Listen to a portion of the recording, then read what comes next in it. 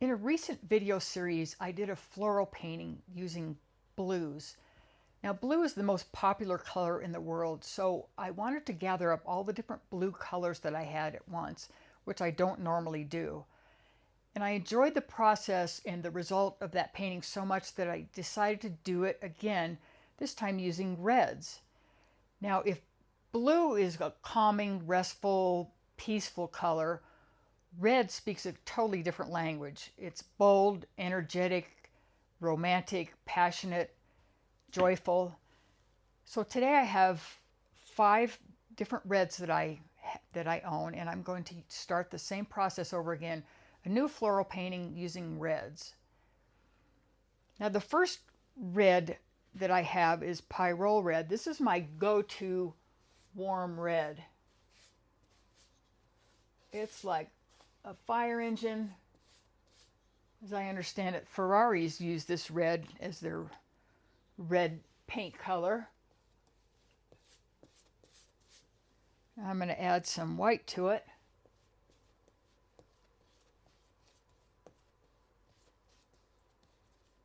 There's the first one. The next one is Cad Red Light. It's more to the orange side.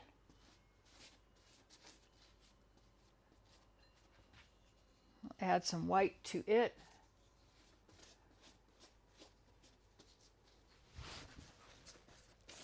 Get some big blobs going here. And then my next one is Quinacridone red. Starting to get into cooler reds.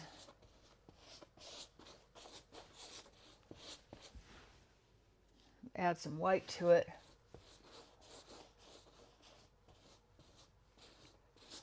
Now to me, red is the only color that when you add white to it, it creates a totally new named color, which is pink. I mean, think about it. If you add white to blue, it's a light blue. If you add white to green, it's a light green. But when you look at this, you don't call it light red, it's pink.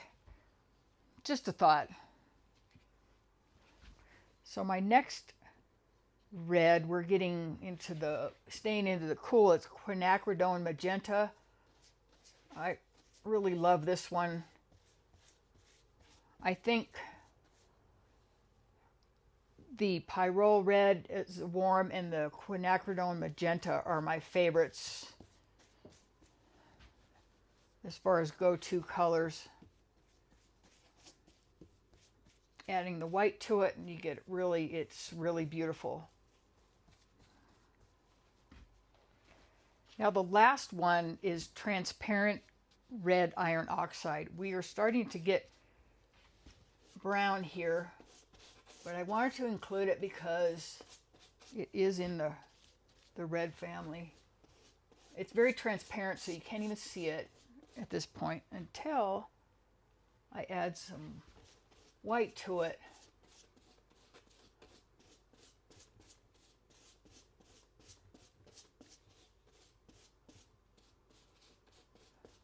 So I'm going to continue on adding colors. This is going to be flowers. This is how I start a lot of my floral paintings. I just start adding blobs of color and they will eventually take on some floral shapes. I'll get some different size blobs going. Nearly full coverage, probably leave some of the black poking through. And I'm doing this painting in a series, some short series. It will probably be 3 parts. In the next video, I'll explain to you why I'm using black gesso as a start. Started a new playlist it's called The Power of One Color, and I will be doing more single color paintings. And we'll see where it goes. So check out the playlist. It will be an ever-growing list as I add different colors. The first one I did was blue. This one's red. And I'm going to continue on, and I will see you in the next section of this video.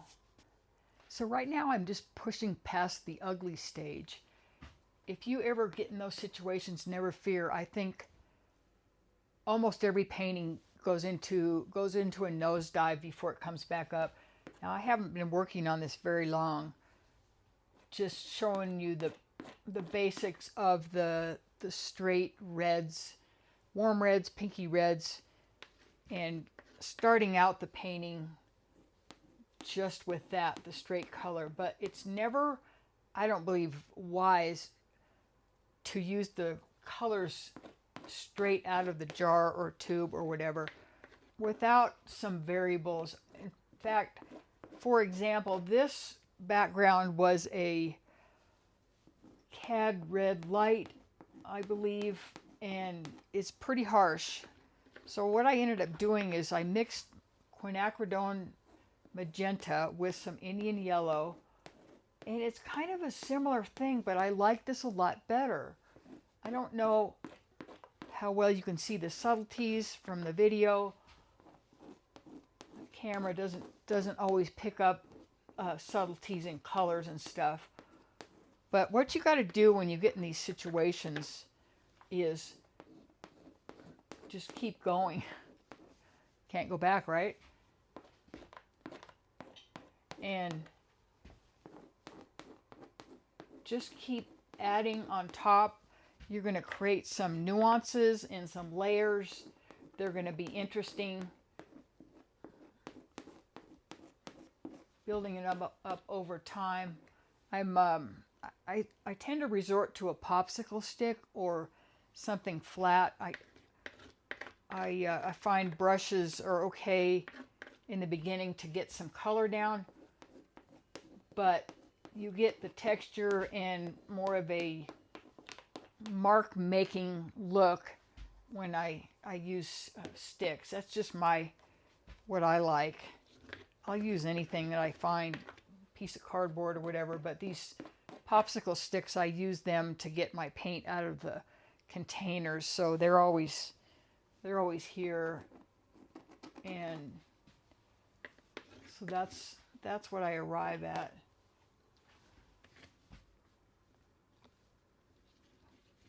Don't be afraid to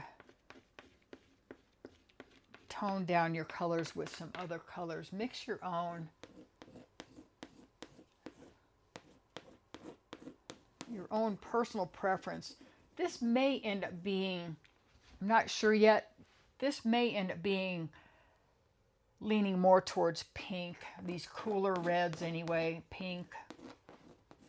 Because every time I try to use these warms, I end up not liking it as much and leaning towards pinks. However, I'm going to keep some, this is Pyrola red here. I'm going to make sure I keep some of that in here so it's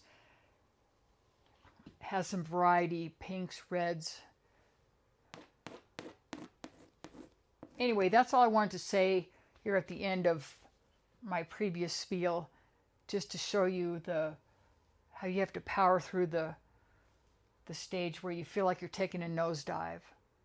So we'll see you in the next part.